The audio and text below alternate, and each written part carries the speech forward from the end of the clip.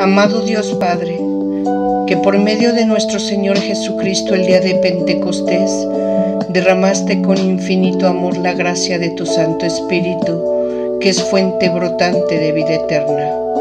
Hoy, al leer tu palabra, te pedimos humildemente: ven Espíritu Santo, guíanos y concédenos espíritu de discernimiento, sabiduría y revelación, para que podamos conocerte y vivir conforme a tu perfecta y amorosa voluntad. Amén.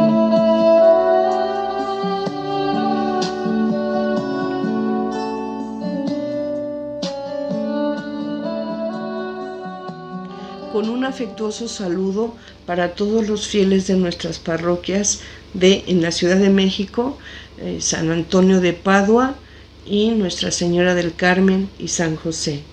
En la ciudad de Puebla, nuestras parroquias de la Señora del Camino y Nuestra Señora de la Anunciación. Y en Coroneo, Guanajuato, un saludo muy especial para el santuario parroquia de Santiago Apóstol. Hoy iniciamos precisamente nuestra carta de Santiago, que es una de las cartas católicas, pero curiosamente esta carta no la escribió ninguno de los apóstoles. Nosotros sabemos que en el Evangelio, en el Nuevo Testamento, se mencionan varios Jacobos, o Santiagos, o Jacob, o Jacobos, que son Santiago en español. Estamos hablando de que en griego se dice Jacobos, en hebreo se dice Jacob o Jacob, en español Santiago, pero esta carta no la escribieron ninguno de los dos Santiagos apóstoles. El apóstol Santiago, el de Zebedeo, hermano de Juan, ¿sí? Eran los dos hermanos, los Boanerges, o hijos del trueno, como los llamaba nuestro Señor Jesucristo. Y el otro Santiago, el Santiago de Alfeo, apóstol. No, aquí estamos hablando de un tercer Santiago, el que se le refiere como hermano de nuestro Señor Jesucristo, entendiendo por este término hermano pariente. Recordemos, lo he dicho en varias ocasiones, que a la familia, entre ellos, en aquel tiempo se decían hermanos al tío, al primo, al sobrino. Entonces, en este caso, Santiago era pariente cercano de nuestro Señor Jesucristo y por eso es llamado hermano de Cristo. Es este Santiago el que posiblemente escribió esta carta, porque existen dudas en relación a la autoría de esta carta. Y así entonces, iniciando nuestro curso de esta carta, vamos a ver pantalla para poder tomar una mejor idea de todo lo que en cuanto a ella vamos a explicar. Y así tenemos que la carta de Santiago, como nociones generales, ya lo señalamos. Primero, ¿cuál Santiago? El Santiago apóstol, hermano de Juan, apóstol, hijo de Zebedeo, los Boanerges, él no la escribe. El otro Santiago, apóstol, hijo de Alfeo, tampoco la escribe. El tercer Santiago es el hermano, o sea, pariente de Jesús, según el Evangelio de Marcos en su capítulo 6:3, posiblemente él es el que escribe la carta. Este Santiago fue el jefe de la iglesia de Jerusalén. La carta se presenta escrita por Santiago, siervo de Dios y de nuestro Señor Jesucristo. Este término, siervo de Dios, entendamos esto, tiene aquí un doble significado. Como lo escribe aquí el autor, cuando dice siervo, es un título de dignidad, ¿sí? Es un título de dignidad, pero al mismo tiempo de humildad, como lo decía nuestro Señor Jesucristo, el siervo de Dios, siervo de nuestro Señor Jesucristo y de Dios, nos dice el autor. Este autor sabemos que fue condenado a muerte por el Sanedrín. Así entonces, en el año 62 es cuando muere. Por tanto, si la carta fue escrita por Santiago, lo hizo en Jerusalén en el año 60, o sea, poco antes de su muerte. Pero si la carta es seudónima, entonces fue escrita por uno de sus discípulos en Antioquía de Siria o en Alejandría de Egipto, entre los años 80 y 90 después de Cristo. Es más probable que esta carta sea seudónima, o sea, que en realidad fue escrita por un discípulo de Santiago, que era un cristiano culto y de origen judío helenista. Aquí nosotros vamos a ver que esta carta tiene un estilo elegante, tiene un estilo de maneja un vocabulario muy amplio, es solemne, lleva exhortaciones y al mismo tiempo es severa, tiene el estilo de marcar cuestiones de conducta que se tienen que corregir, porque así lo está observando Santiago. Entonces es a veces una carta severa, dura, llama la atención a la conducta que Santiago está observando, ¿verdad?, a aquellos a quienes la destina la carta. ¿Y a quién destina la carta? Sus destinatarios son a las 12 tribus de la dispersión. Nosotros sabemos, ¿verdad?, lo que son las 12 tribus. Bueno, son las 12 tribus de Israel, el pueblo de la elección, el pueblo de Dios, que sabemos, ¿verdad?, que la dispersión es la diáspora, cuando tuvieron que salir de la tierra prometida, que en este caso es Jerusalén, donde ya estaban, cuando empieza esta dispersión.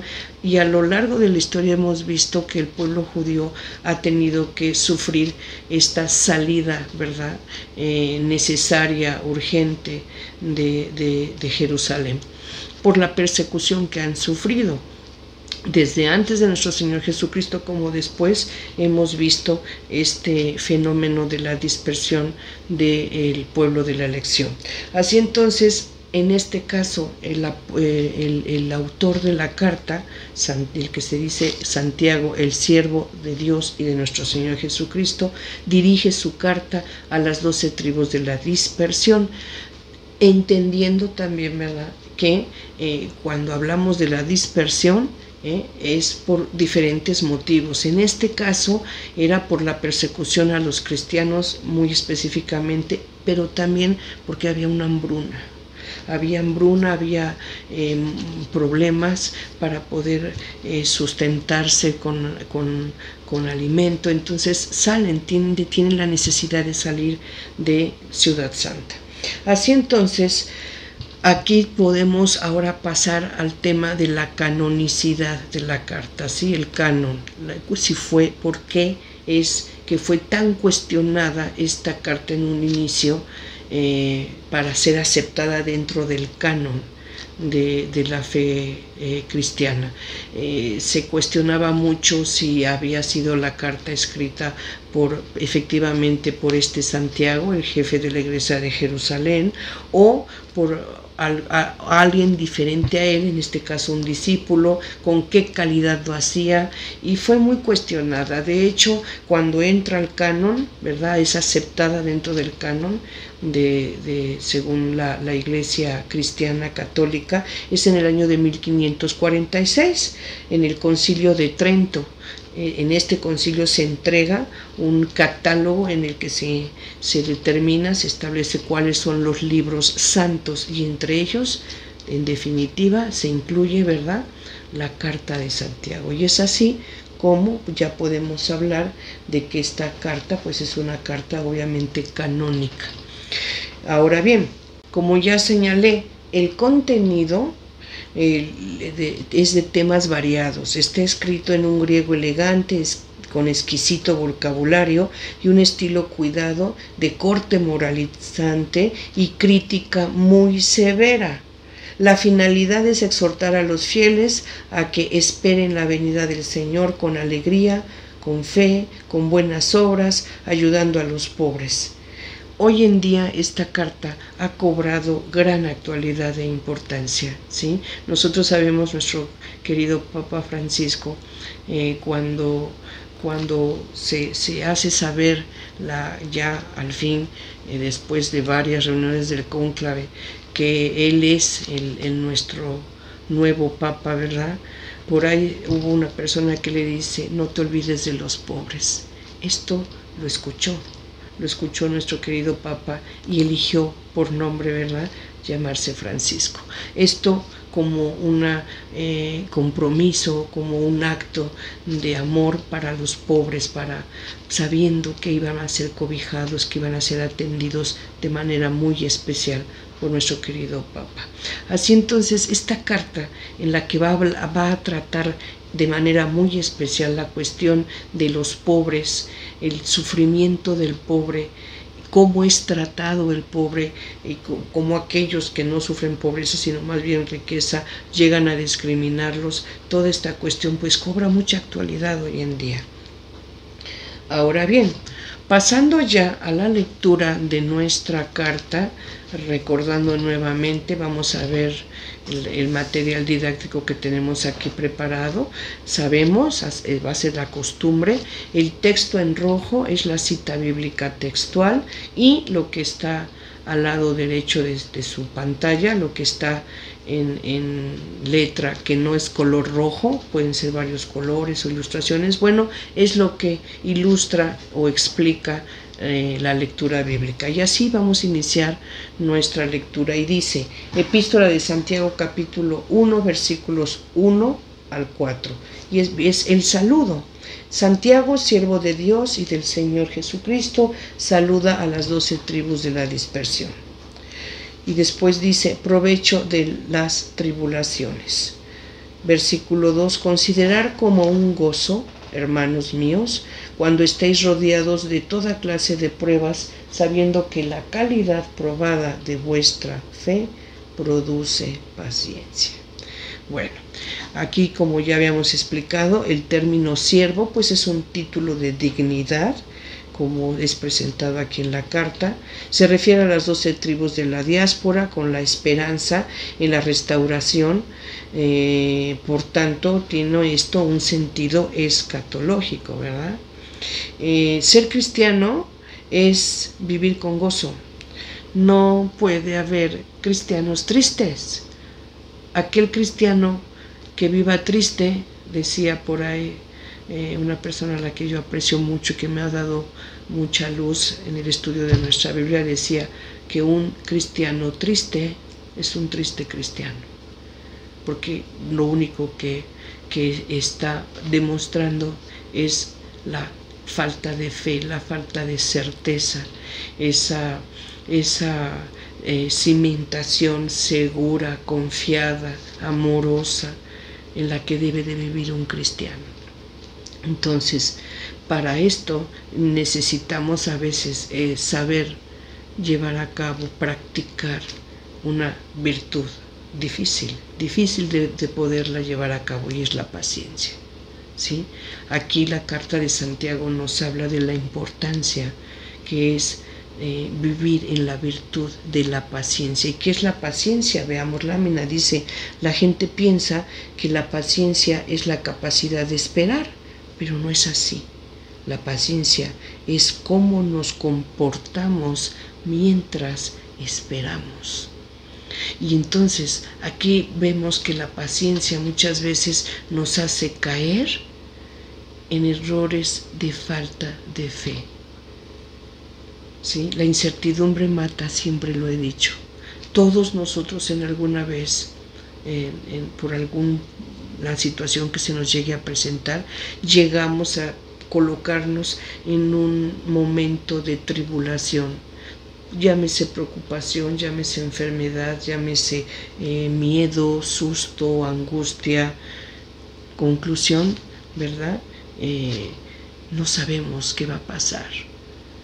Estamos en incertidumbre, y esa incertidumbre arrebata la fe, esa incertidumbre arrebata la paciencia.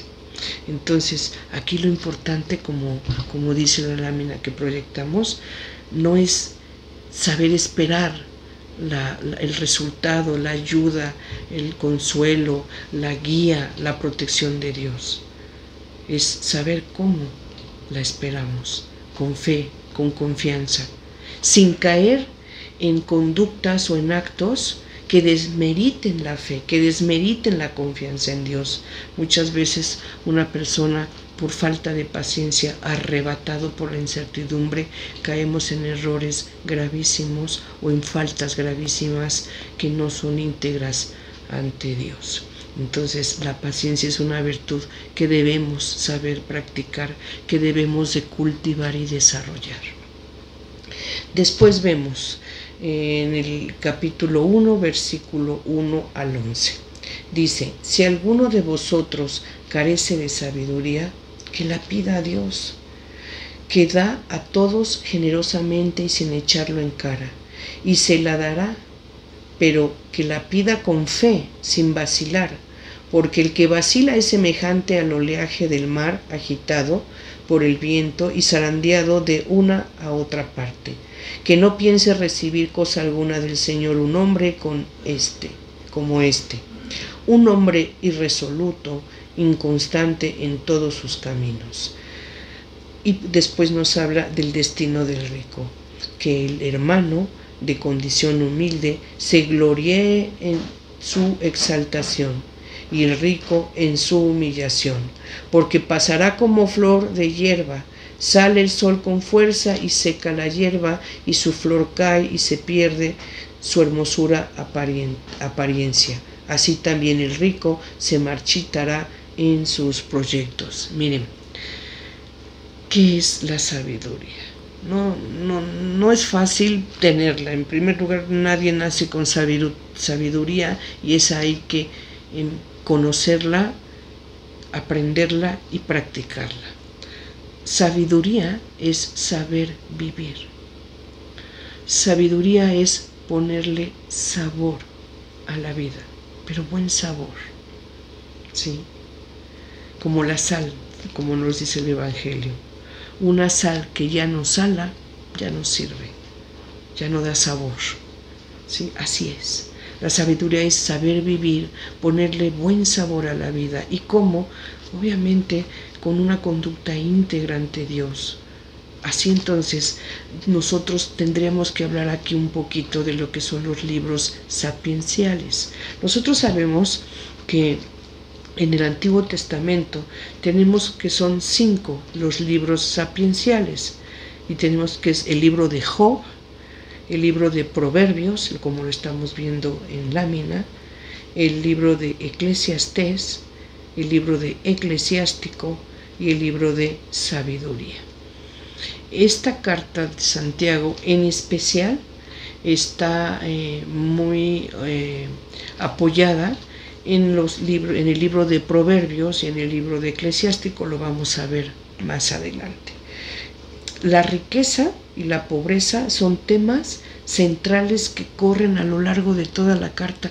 Nosotros vamos a ver cómo este primer capítulo de alguna manera engloba todo lo que va a ser el resto de la carta. Podríamos decir que es una medio introducción. El capítulo 1 es una introducción a lo que va a ser el resto de la carta. En la carta se toman temas variados, ¿sí? No se trata solamente de un tema profundo y luego pase a otro, no, sino que son homilías, o la carta está formada por homilías, por sermones cortos, ¿sí? Que pasa de un tema a otro y que tal vez con palabras claves se entrelazan uno con el otro, pero en realidad son temas variados y que a veces pareciese que no tiene relación uno con otro, pero repito, temas claves unen un tema con el otro. Pasemos ahora continuemos con el capítulo 1 en su versículo 12 al 15, y dice: la prueba. Feliz el hombre que soporta la prueba, porque superada la prueba recibirá la corona de la vida que ha prometido el Señor a los que le aman. Ninguno, cuando sea probado, diga: es Dios quien me prueba, porque Dios ni es probado por el mal, ni prueba a nadie, sino que cada uno es probado y arrastrado y seducido por su propia concupiscencia. Después, las concupiscencias, cuando han concebido, dan luz al pecado, y el pecado, una vez consumado, engendra la muerte. Sí.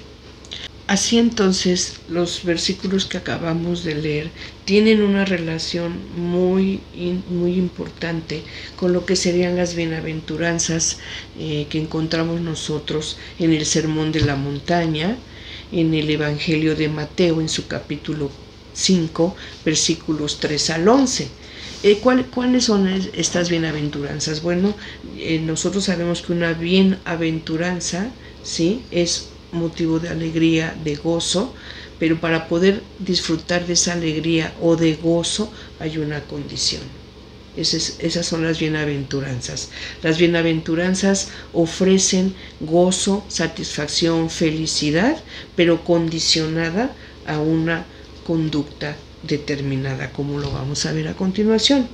Las bienaventuranzas, veamos pantalla, del Evangelio de Mateo en su capítulo 5, versículo 3 al 11, dice: Bienaventurados los pobres de espíritu, porque de ellos es el reino de los cielos. Bienaventurados los mansos, porque ellos poseerán en herencia la tierra. Bienaventurados los que lloran, porque ellos serán consolados. Bienaventurados los que tienen hambre y sed de justicia, porque ellos serán saciados. Bienaventurados los misericordiosos, porque ellos alcanzarán misericordia. Bienaventurados los limpios de corazón, porque ellos verán a Dios. Bienaventurados los que trabajan por la paz, porque ellos serán llamados hijos de Dios. Bienaventurados los perseguidos por causa de la justicia, porque de ellos es el reino de los cielos. Así entonces, estas bienaventuranzas pues las encontramos, ¿verdad?, con una íntima relación con este capítulo 1, versículos 12 al 15 de la epístola de Santiago. Pasando ahora a lo que es el versículo 16 y 18, nos habla de aceptar la palabra y ponerla por obra. Y dice el versículo 16: No os engañéis, hermanos míos queridos, toda dádiva buena y todo don perfecto viene de lo alto, desciende del Padre de las luces, en quien no hay cambio ni fase de sombra. Nos engendró por su propia voluntad con palabra de verdad, para que fuésemos como las primicias de sus criaturas. ¿Qué quiere decir esto? Lo podemos ver en nuestra lámina. Toda dádiva buena y todo don perfecto viene de lo alto. Esto, sabemos, lo encontramos en un proverbio poético muy conocido. Y la otra cuestión es que las primicias de su criatura, ¿qué quiere decir esto? Es una alusión a la creación del hombre, la criatura más amada por Dios, pero sobre todo a su afiliación divina gracias a Jesucristo. Así entonces, cuando nosotros sintamos que hemos recibido algo muy bueno, llamémonos una buena dádiva, algo bueno que sentimos que nos llegó a reconfortar, a ayudar, que lo necesitábamos, lógicamente esto ha sido dado por Dios. Cuando nosotros sentimos, tengo esta habilidad, tengo este don, un don es una gracia, es un regalo y es un regalo de Dios. Entonces, todo lo bueno que llega a nuestra vida y todos los dones de los que disfrutamos y podemos desarrollar y podemos llevar a cabo, son dados de lo alto, son dados por Dios, otorgados por Dios. ¿Por qué? Pues por lo mismo, porque nosotros somos primicias, somos sus criaturas. Pero, vamos, aquí estamos hablando de que Dios creador, desde la que crea al hombre, ¿verdad?, desde un principio lo ve como su criatura más amada, ¿sí? Lo hace a su imagen y a su semejanza. Tristemente caemos en pecado, ¿verdad? Faltamos al amor de Dios, a la obediencia, ¿verdad? Pero gracias a nuestro Señor Jesucristo, gracias a que viene a este plano terrenal a llevar a cabo su plan salvífico, tenemos filiación divina. Somos hijos de Dios por la fe en nuestro Señor Jesucristo. A eso se refiere estos versículos. Continuando ahora con el capítulo 1, de sus versículos 19 a 17, doy lectura y dice: Tenedlo presente, hermanos míos queridos, que cada uno sea diligente para escuchar y tardo para hablar, tardo para la ira, porque la ira del hombre no realiza la justicia de Dios. Por eso, desechad toda inmundicia y abundancia de mal, y recibir con docilidad la palabra sembrada en vosotros, que es capaz de salvar vuestras vidas. Poned por obra la palabra, y no os contenéis solo en oírla, engañándoos a vosotros mismos. Porque si alguno se contenta con oír la palabra sin ponerla por obra, ese se parece al que contemplaba sus rasgos fisonómicos en un espejo. Efectivamente se contempló, se dio media vuelta y al punto se olvidó de cómo era.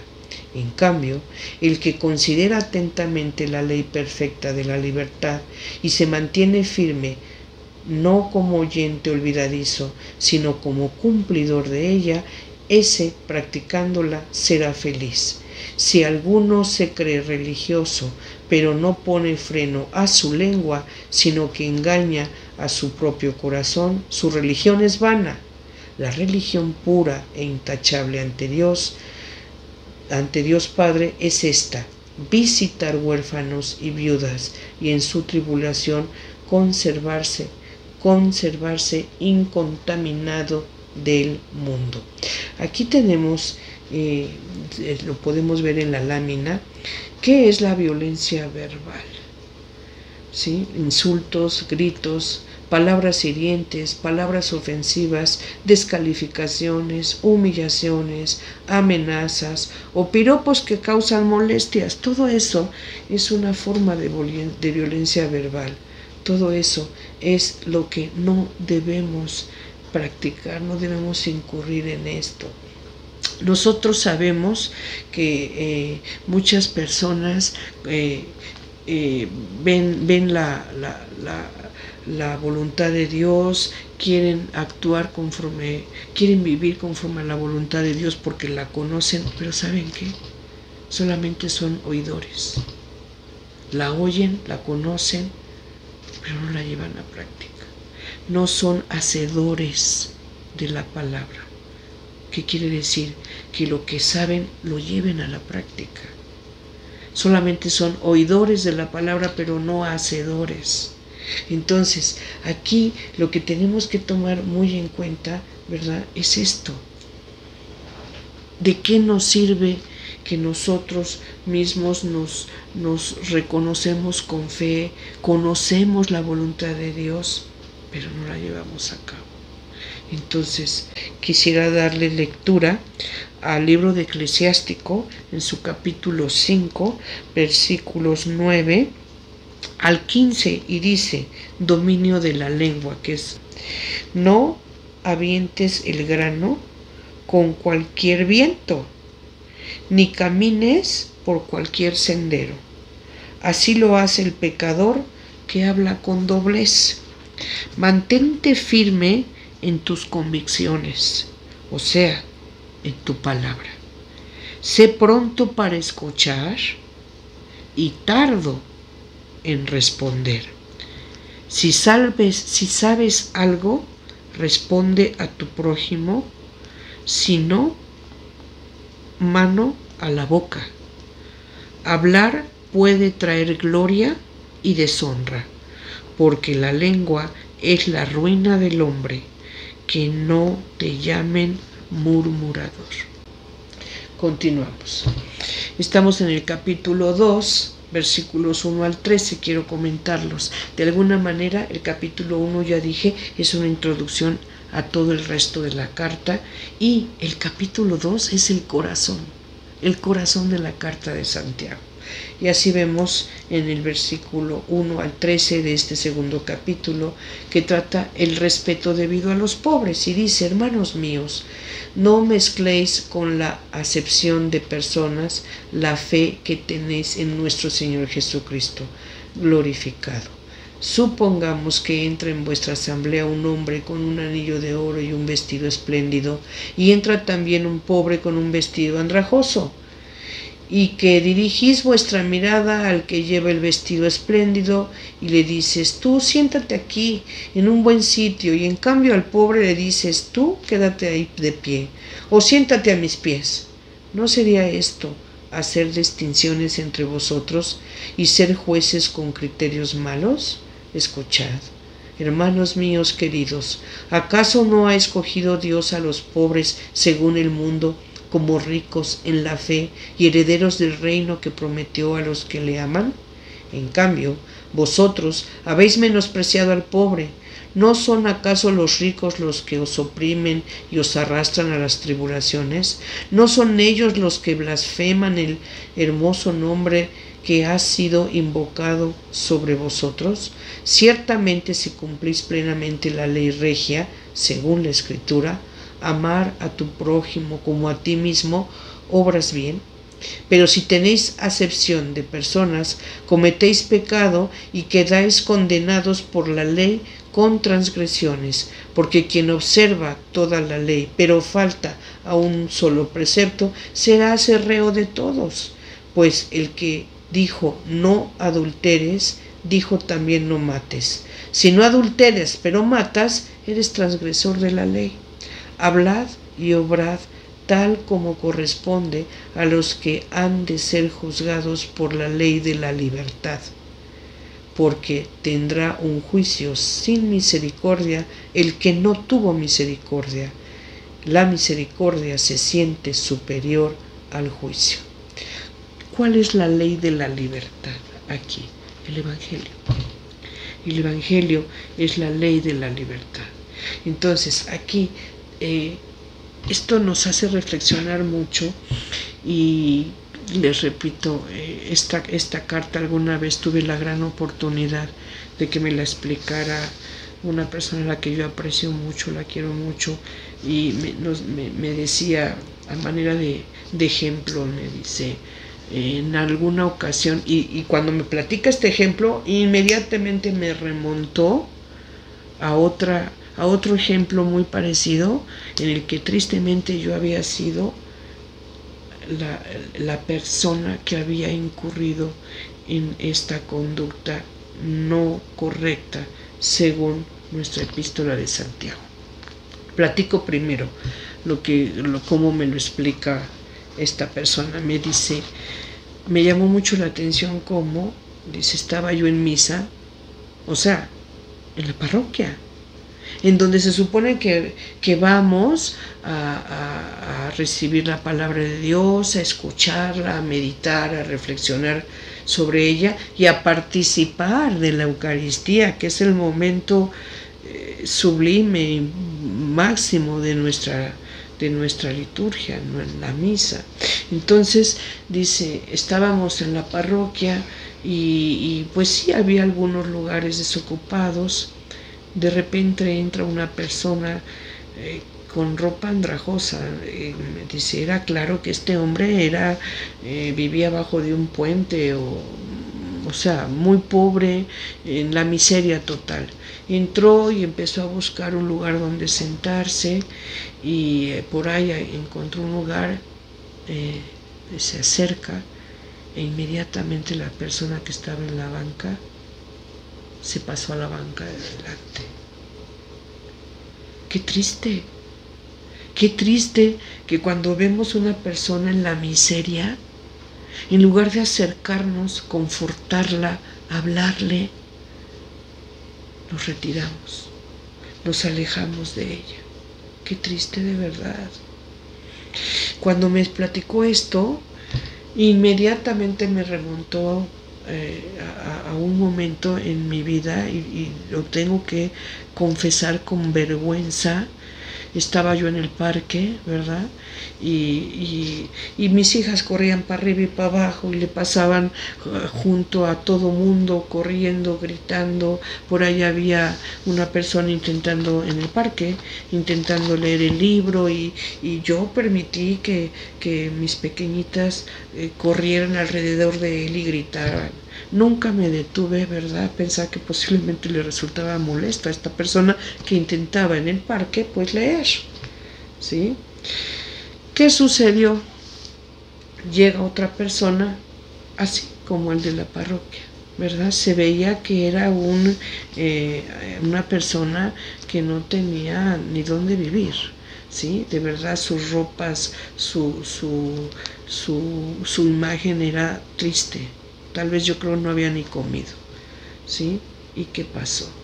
Inmediatamente tomé a mis hijas y las retiré. Qué triste. Qué triste conducta de mi parte, lo digo con vergüenza. Para poder amar a toda persona sin distinción, ¿verdad? Tenemos que saber que el amor de Dios es para todos y de la misma manera, sea rico, sea pobre.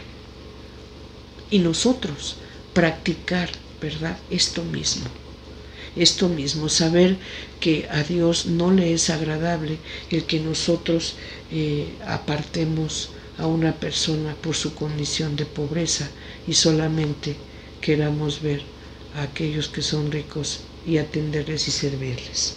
Esto de verdad es muy triste. Y qué mejor forma de ilustrarlo como lo estamos viendo aquí.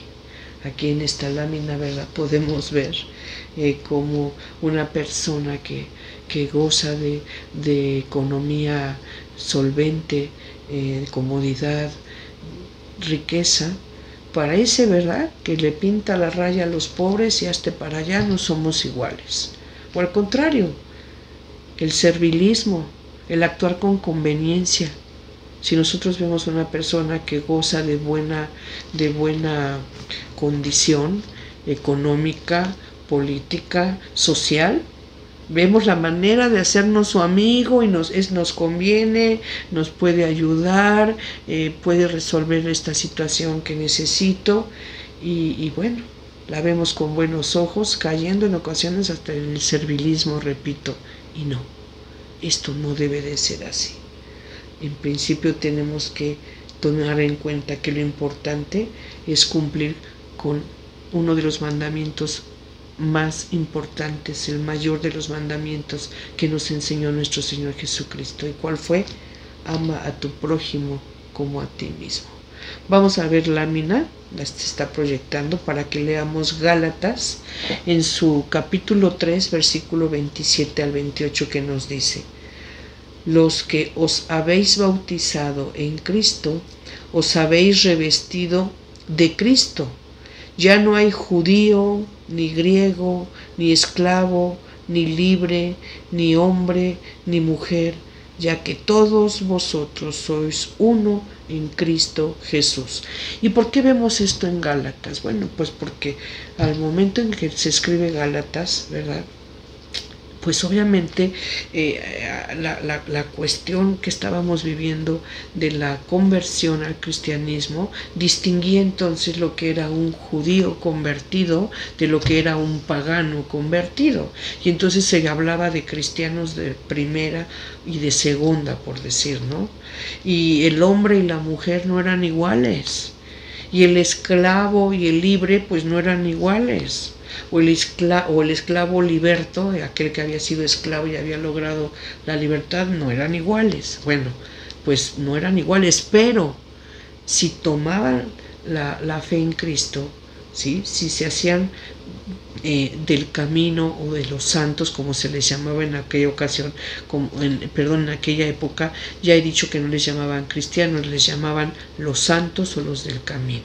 Entonces, una vez que eran ya convertidos, eran de los santos o los del camino, esto es cristianos, ya no se aceptaba y ya no debían ver ellos distinción entre un griego o un judío, entre un judío y un pagano convertido a la gentilidad, entre un esclavo y un libre, entre una mujer y un hombre, todos con la misma dignidad.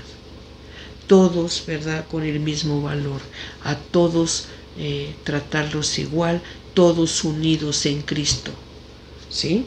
Cristo a la cabeza y nosotros, los creyentes, los cristianos, sí, por fe, somos el cuerpo de Cristo, todos unidos. A esto se refiere.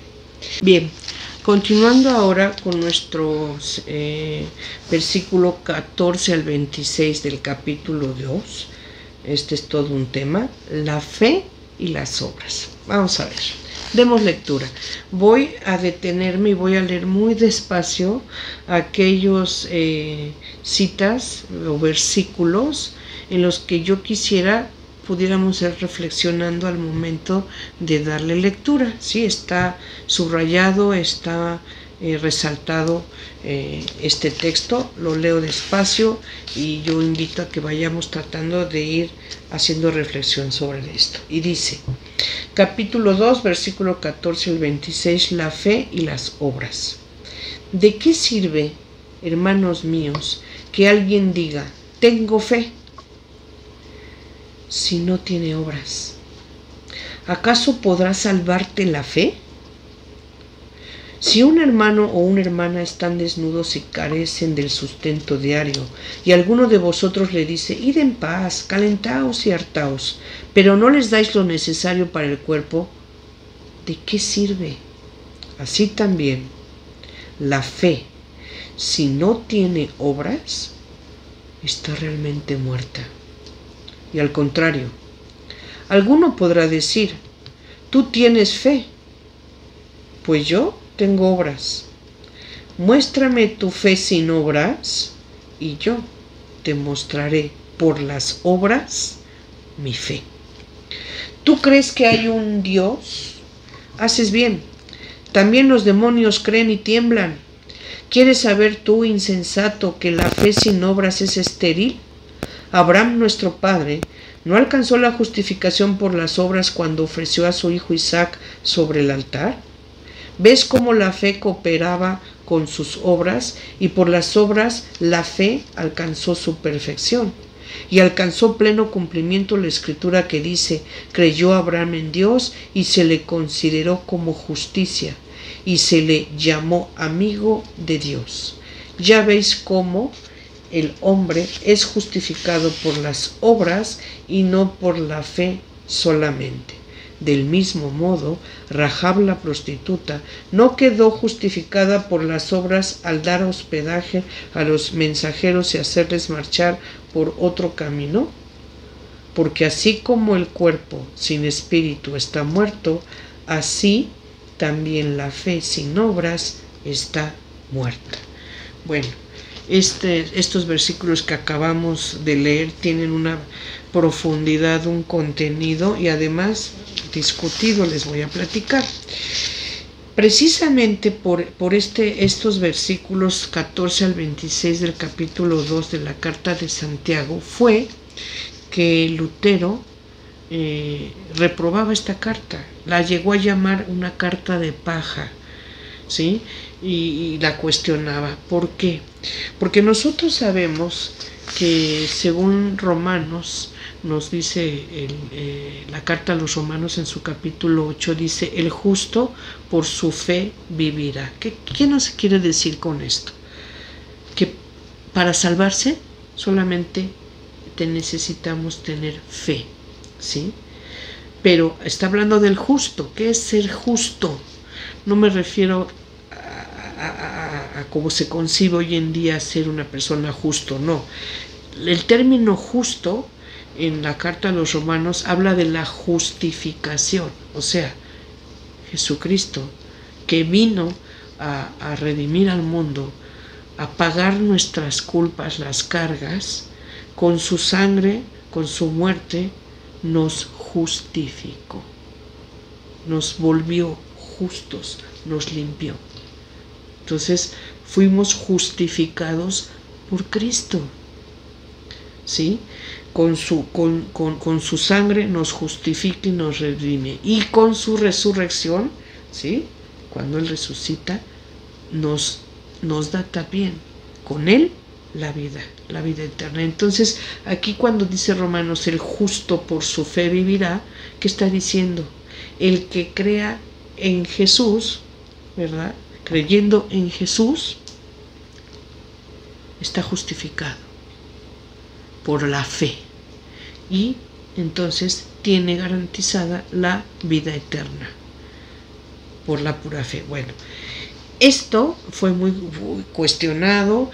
Nosotros sabemos incluso que hay corrientes no del todo sanas, ¿verdad? O doctrinas no sanas que simplemente se limitan a esto. Pero vuelvo a insistir, la Biblia, la palabra de Dios, se tiene que leer toda en su contexto y leyendo las diferentes citas bíblicas o textos bíblicos que, unidos todos, hacen un perfecto engranaje, acoplan todo el evangelio, todas las cartas, acoplan en una sola doctrina, ¿verdad?, cristiana. Y aquí vamos a ver cómo efectivamente el justo por su fe vivirá, pero también son importantes las obras. Ahora bien, aquí estos versículos refieren también, dice, bueno, también los demonios creen y tiemblan. ¿Qué quiere decir? Creer es tener fe, ¿sí? El que tiene fe cree, y si tienes fe vivirás. Y aquí cuestiona y dice, a ver, también los demonios creen. El demonio cree en Jesucristo, sabe quién es. El demonio sabe quién es Dios y tiembla.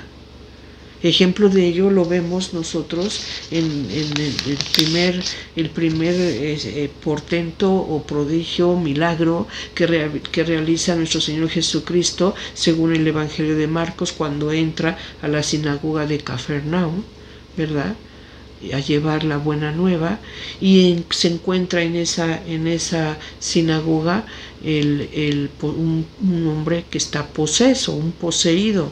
¿Y qué le dice este hombre poseído, verdad? Y le cuestiona, ¿a qué has venido? ¿Has venido a destruirnos? ¿Por qué le dice eso? Porque le teme, ¿sí? Lo teme y cree, sabe quién es él, pero no solamente por el simple hecho de creer nos podemos estar salvando. A eso se refiere cuando dice aquí, está bien que creas, pues los demonios también creen, saben quién es Dios, pero no por eso son salvos, ¿verdad? Bueno, continuamos. Para ilustrar mejor esto, vamos a ver la lámina que tengo aquí preparada. Mire, aquí vemos en azul, arriba, en la parte de arriba a la izquierda, Epístola de San Pablo a los Romanos. En su capítulo 1, versículo 17, es donde dice, el justo por su fe vivirá. Este versículo de Romanos 1:17 pudiéramos decir que está en contraposición con la Epístola de Santiago, que la tenemos aquí a la derecha, en recuadro verde, con texto café, que dice, en su capítulo 2, versículo 24, dice, el hombre es justificado por las obras y no por la fe solamente. O sea, mientras que la epístola de Pablo en Romanos 1:17 dice que por la pura fe, ¿verdad?, el justo por la fe vivirá, en la epístola de Santiago dice que el hombre es justificado por las obras y no solamente por la fe. Se están de alguna manera, ¿verdad?, en discrepancia estas dos citas. Pero vuelvo a repetir, la Biblia la tenemos que leer, ¿verdad?, relacionándola toda en todo su contenido. Y así, si nos vamos a ver Efesios, que también es una carta escrita por Pablo, ¿sí? Pablo escribió Romanos, Pablo escribió Efesios y Gálatas. Entonces vamos aquí a ver qué nos dice Efesios. Y dice, hechura suya somos, creados en Cristo Jesús, en orden a las buenas obras que de antemano dispuso Dios que practicáramos. Entonces, aquí en Efesios está dando por hecho, ¿verdad?, que está comunicando esta carta que Dios ha dispuesto que practiquemos las buenas obras. Ahora bien, en Gálatas capítulo 5, 22-24 dice, El fruto del Espíritu es amor, alegría, paz, paciencia, afabilidad, bondad, fidelidad, modestia, dominio de sí.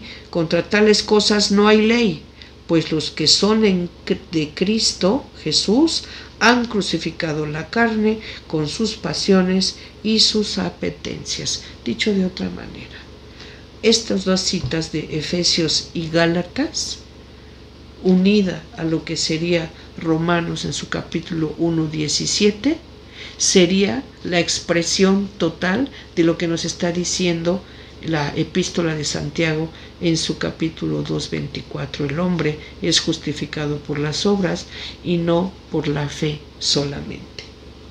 Avanzamos y ya terminando el capítulo 2, ¿verdad? Encontramos aquí que dice: una fe viva es aquello en lo que creemos y sabemos que es verdad, y en base a ella actuamos con buenas obras. En cambio, una fe muerta es aquello en lo que creemos y sabemos que es verdad, pero en nuestro vivir no es tomada en cuenta. Qué vacío de vivir y qué vacío de corazón.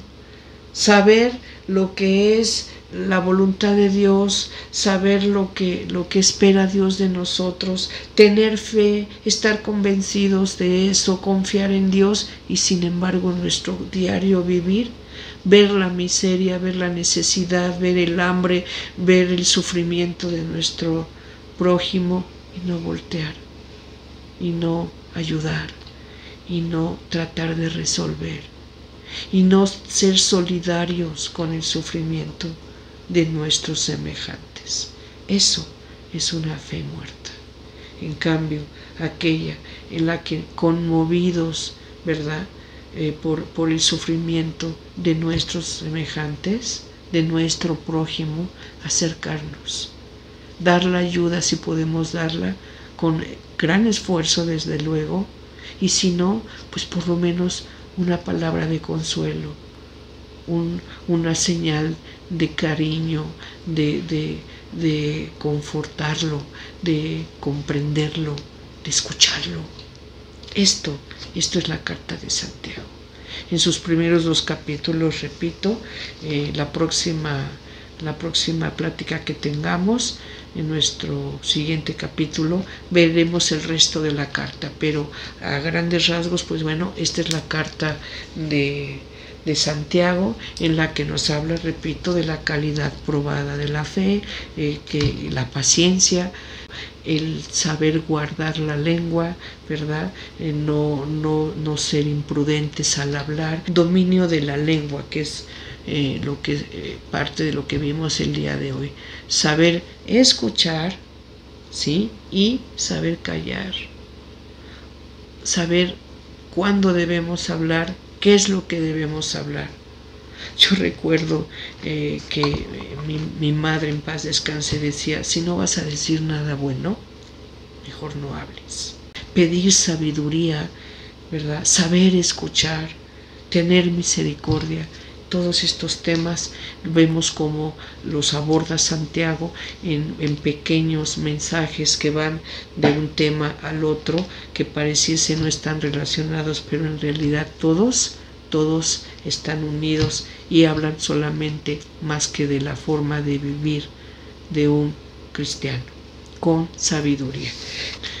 Bueno, pues con esto, mis amores, hemos terminado nuestro estudio del capítulo 1 y 2 de la carta de Santiago. Repito, este capítulo 2 es el corazón de nuestra carta, y en nuestro próximo capítulo, capítulo 5, estaremos viendo los siguientes capítulos 3, 4 y 5 de nuestra carta de Santiago, con la que terminaremos esta carta católica.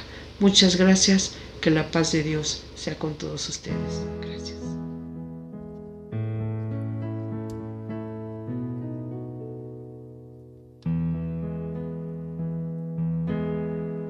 Dame tu mano, toma mi mano.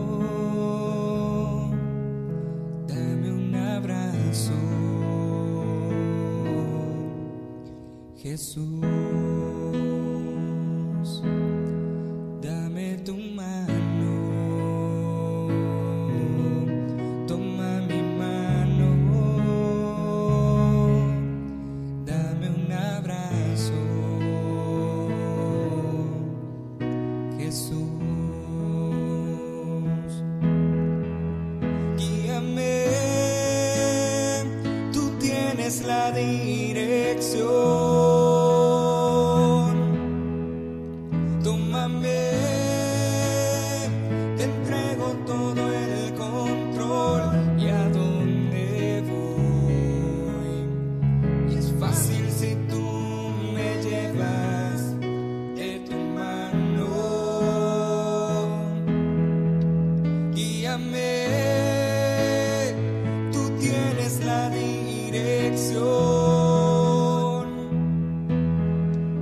Tómame, conoces mi corazón y lo que soy, y es fácil si tú me llevas de tu mano. Toma mi vida, hazla de nuevo, tú mi alfarero. Jesús, toma mi vida, hazla de nuevo, tú mi alfarero. Jesús, guíame, tú tienes la dirección. Tómame, te entrego todo el control y a dónde voy. Y es fácil si tú me llevas de tu mano. Guíame, tú tienes la dirección. Tómame, conoces mi corazón y lo que soy, y es fácil si